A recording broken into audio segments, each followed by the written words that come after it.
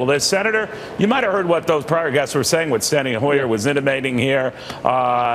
It's a deficit buster going nowhere. I found that a little rich coming from Democrats here, but there's been a lot of spending and piling up of debt under multiple administrations of all stripes. But what do you make of that this is going to be a tough sell to members within your own party?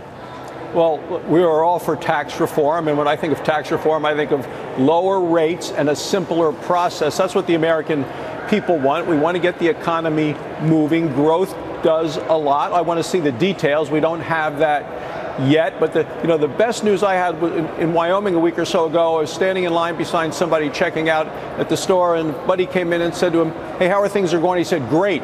People are hiring. That's what we need. We need to stimulate the economy, get people working, and tax reform is the way to do it, to incentivize people to make investments, to get people back to work, and to have people keep more of their hard-earned money that then they can decide what to save, what to spend, what to invest." Well, let me ask you, though, Senator, to this Democratic point that there might not be the Republican votes there, that even though you guys control the Senate and the House, albeit in the Senate by the tenderest of margins, it would be tough for some of your members who argue it's got to be revenue neutral right from the get-go. Could that be a problem?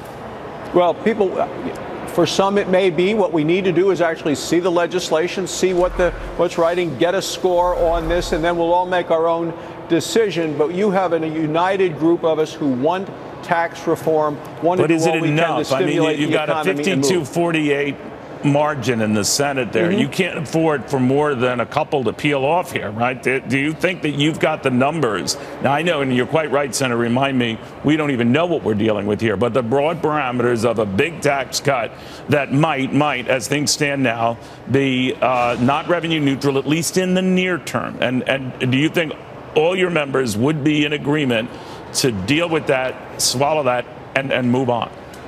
Well, in the Senate, there'd be an open amendment process. People will bring amendments to the floor to try to improve it, to strengthen it in ways that help stimulate the economy, stimulate investment, getting people back to work, higher paychecks, all of those things to help the economy. The way you get more tax revenue in is you have more people working, not by higher rates. So I like what the president is promoting, lower tax rates all across the board, a fewer number, only 3 different tax brackets, continuing to preserve some of the deductions that are so important for charity and for real estate, eliminating the death tax. I mean, these are things that are very popular, and I think they're things that are going to encourage more investment in the economy. All right, Senator, thank you very much for taking the time. We'll see how this goes. Still early, as you say, in that process.